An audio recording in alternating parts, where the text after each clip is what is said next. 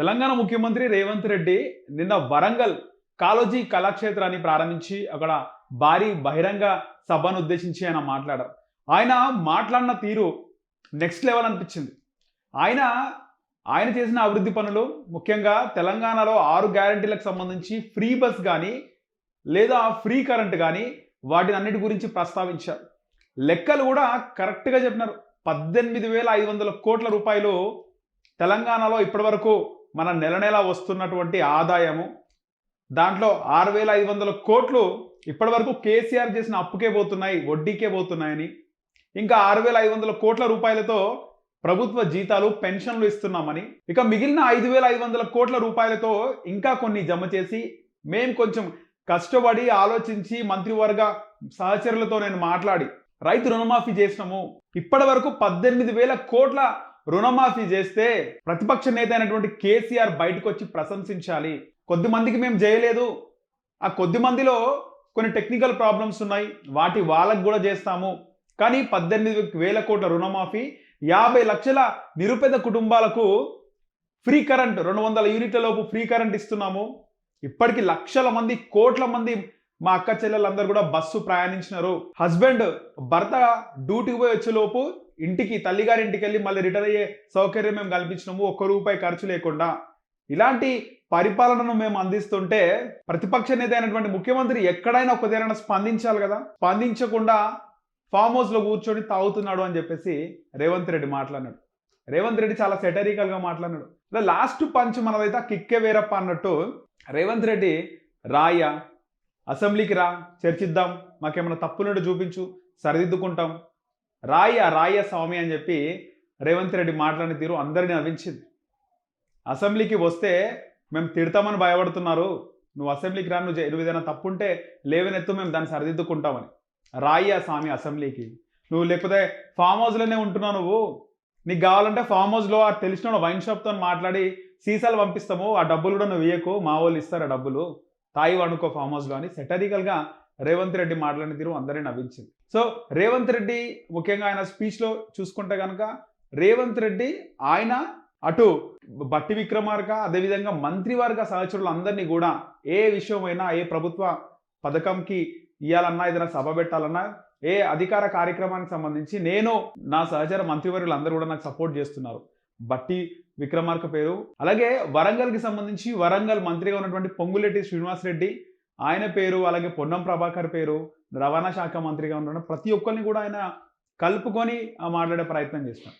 ఇక్కడ మనం రేవంత్ రెడ్డి గురించి ఒకటి ఆలోచించాలి. రేవంత్ రెడ్డి ఆయన మాట్లాడుతున్న మాటల్లో పవర్ ఉందా అంటే ఖచ్చితంగా ఉంది. రేవంత్ రెడ్డి వరంగల్ సభలో ఏం మాట్లాడాడు? కేసీఆర్, నేను ఈ సీట్లో నార్మల్గా రాలేదు, మామూలుగా రాలేదు, నిన్ను తొక్కుకుంటూ ఈ సీట్లోకి వచ్చినా అని చెప్పినాడు.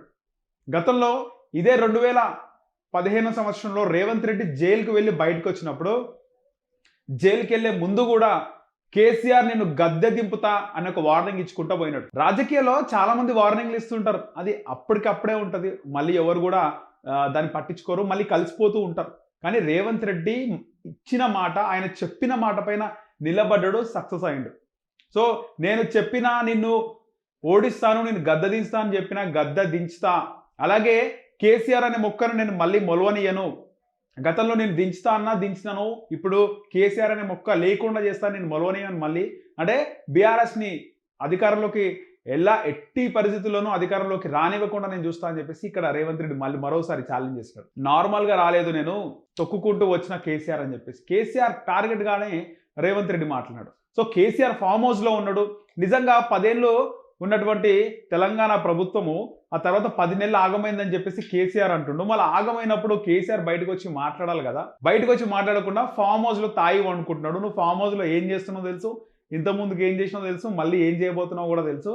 ఇవన్నీ కాకుండా ఈ ప్రభుత్వాన్ని దించాలనే కుట్ర చేస్తున్నావు. అందుకే ఫామ్ హౌస్లో ఉండి బిల్లా రంగాలతో ప్లాన్ చేయించి అన్ని కూడా ప్రభుత్వంపై బురదజల్లే కార్యక్రమం చేస్తున్నావు అని. మన రీసెంట్గా జరిగినటువంటి పట్నం నరేందర్ రెడ్డి ఇష్యూ అని లగచర్లలో ఒక దాడికి సంబంధించి ఇవన్నీ ప్లాన్ వేస్తున్నావు అని చెప్పి కేసీఆర్ పైన చాలా వైరల్గా మాట్లాడినాడు రేవంత్ రెడ్డి. నార్మల్గా అంటే ఇంత ఏ ముఖ్యమంత్రి కూడా ప్రతిపక్ష నేత పైన ఈ విధంగా మాట్లాడు, అంటే ఒక ఫైర్గా కించపరుస్తూ మాట్లాడడం పక్కకు పెట్టేస్తే ఛాలెంజింగ్గా మాట్లాడుతున్నాడు. అంటే కేసీఆర్ ప్రజల్లోనే లేడు, కేసీఆర్ ఫామ్ హౌస్లో ఉన్నాడు. అలాంటి కేసీఆర్ని టార్గెట్ చేస్తూ నువ్వు ఫామ్ హౌస్లో ఏం చేస్తున్నావు అని ప్రజలకు చెప్పే ప్రయత్నం చేస్తున్నాడు. అంటే కేసీఆర్ ఫామ్ హౌస్లో ఏం చేస్తున్నాడు? నిజంగా కాంగ్రెస్ ప్రభుత్వం పరిపాలన బాగలేదంటే కేసీఆర్ ఫామ్ హౌస్లో ఉండి ఏం చేస్తున్నాడు? బయటకు వచ్చి మాట్లాడాలి కదా, ప్రజా సమస్యలు తెలుసుకోవాలి కదా. ఏం చేస్తుండు కేసీఆర్? తాయి అంటుండు, నువ్వు అట్లనే తాగు బిడ్డ, కావాలంటే నీకు ఇంకా దగ్గరలో ఉన్న వైన్ షాప్ అంతా మాట్లాడి నీకు సీసాలు పంపిస్తా, అంటే మందు బాటిల్ పంపిస్తా, అవి తాగు, డబ్బులు కూడా నువ్వు వేయకు, మా వాళ్ళు ఇస్తారు అని చెప్పి అదొక సెటైర్. అలాగే ప్రతి దానికి బ్రాండ్ అంబాసిడర్ ఉంటారు. ఇక్కడ బెల్ట్ షాప్లకు బ్రాండ్ అంబాసిడర్ కేసీఆర్, ఫుల్లుకు హాఫ్ కైనా బ్రాండ్ అంబాసిడర్ అని చెప్పేసి కేసీఆర్ని టార్గెటెడ్గా రేవంత్ రెడ్డి మాట్లాడడం జరిగింది. ఇక బిల్లా రంగా అని ఎప్పుడు కేటీఆర్ హరీష్ రావుని ఉద్దేశించి మాట్లాడే రేవంత్ రెడ్డి వాళ్ళ పేర్లు తీయలేదు. మొత్తం 1:33 అనర్గళంగా మాట్లాడినాడు. ఒక పేపర్ చూడలేదు, లేకపోతే ఆయన ఒక హైలైట్స్ పాయింట్స్ రాసుకోలేదు. వేరే చాలా మంది ముఖ్యమంత్రులను చూస్తాం. మొన్నటి వరకు ఆంధ్రప్రదేశ్ ముఖ్యమంత్రిగా ఉన్నటువంటి జగన్మోహన్ రెడ్డి ఆయన ఏ సభలో అయినా మనం చూస్తే ఒక పేపర్ పెట్టుకొని పేపర్లో చూసుకుంటూ దత్తపుత్రుడు పేపర్లో చూసుకుంటూ ఒక్కొక్క టాపిక్ మాట్లాడతారు. కానీ రేవంత్ రెడ్డి 33 నిమిషాలు అనుకుంటే ఈ వీడియో, ఈ 34 నిమిషాల వీడియోలో ఎక్కడ కూడా Revanth Reddy one by one మాట్లాడుకుంటూ వచ్చినాడు. ప్రభుత్వ పథకాలు చెప్పిండు, వాళ్ళు ఎన్ని లక్షల కోట్లు ఖర్చు పెడుతున్నారని చెప్పినాడు. ఇప్పటివరకు ఎన్ని లక్షల మంది, ఎన్ని కోట్ల మంది లబ్ధిదారులు లబ్ధి పొందుతున్నారు ఈ 6 గ్యారెంటీల వల్ల అని చెప్పినాడు. రాష్ట్రానికి ప్రతి నెలా వస్తున్న ఆదాయం ఎంత? 18,500 కోట్లని. అలాగే కేసీఆర్ చేసిన అప్పు 7 లక్షల కోట్లని. ఇవన్నీ కూడా రేవంత్ రెడ్డి ఆయన సుస్పష్టంగా చెప్పినాడు. క్లారిటీగా అసలు ఎక్కడ కూడా అంటే అధికారికి ఎంత నాలెడ్జ్ ఉంటుందో రేవంత్ రెడ్డి మొత్తం కూడా point to point, pin to pin చెప్పిండు అనమాట రేవంత్ రెడ్డి. అంటే 34 మినిట్స్ ఏకతాటిగా మాట్లాడడం అనేది మామూలు విషయం కాదు. సో రేవంత్ రెడ్డి చాలా క్లారిటీగా ఉన్నాడు. హైడ్రాకు ప్రభుత్వం పైన వ్యతిరేకత వచ్చింది అనుకోవచ్చు, కానీ ఇక్కడ రేవంత్ రెడ్డి ఇంత అనర్గళంగా మాట్లాడడం అయితే ఖచ్చితంగా మళ్ళీ ఈ ప్రభుత్వానికి వ్యతిరేకతలన్నీ తొలగిపోయే అవకాశం కూడా ఉందని అనిపిస్తుంది. బీఆర్ఎస్ ఈ మధ్యకాలంలో కొంచెం తగ్గినట్టుగా అనిపిస్తుంది. కేటీఆర్ అరెస్ట్ అన్నారు, కేటీఆర్ అరెస్టు అవ్వలేదు. సో అరెస్ట్ అయితే పరిస్థితులు వేరేలాగా ఉండేవి అని ఒక ఇంటెలిజెన్స్ రిపోర్ట్తో కేటీఆర్ని అయితే అరెస్ట్ చేయలేదు. సో చూడాలి ఇంకా ఈ ప్రభుత్వం పథకాలకు సంబంధించి. కేసీఆర్ మైనస్ మొత్తం బయటపెట్టినాడు రేవంత్ రెడ్డి. నిన్న వరంగల్లో రేవంత్ రెడ్డి స్పీచ్ అయితే నెక్స్ట్ లెవెల్ అని చెప్పుకోవాలి, చాలా చక్కగా మాట్లాడినాడు. సో రేవంత్ రెడ్డి లాగా కూడా ఆ కాంగ్రెస్ పార్టీలో ఎవ్వరు మాట్లాడారో, ఒకవేళ మాట్లాడినా 2-3-5 నిమిషాలు తప్పితే. సో రేవంత్ రెడ్డి అసలు ఒకవేళ రేవంత్ రెడ్డి అనే వ్యక్తి లేకపోతే తెలంగాణలో మళ్ళీ కేసీఆర్ ముఖ్యమంత్రి అయ్యే అవకాశం అయితే ఖచ్చితంగా ఉండేది. సో ఒకే ఒక్కడు అన్నట్టు రేవంత్ రెడ్డి అనే వ్యక్తి అక్కడ ఉన్నాడు కాబట్టి ఈరోజు కాంగ్రెస్ పార్టీ అధికారంలోకి వచ్చింది, రేవంత్ రెడ్డి ముఖ్యమంత్రి అయ్యాడు.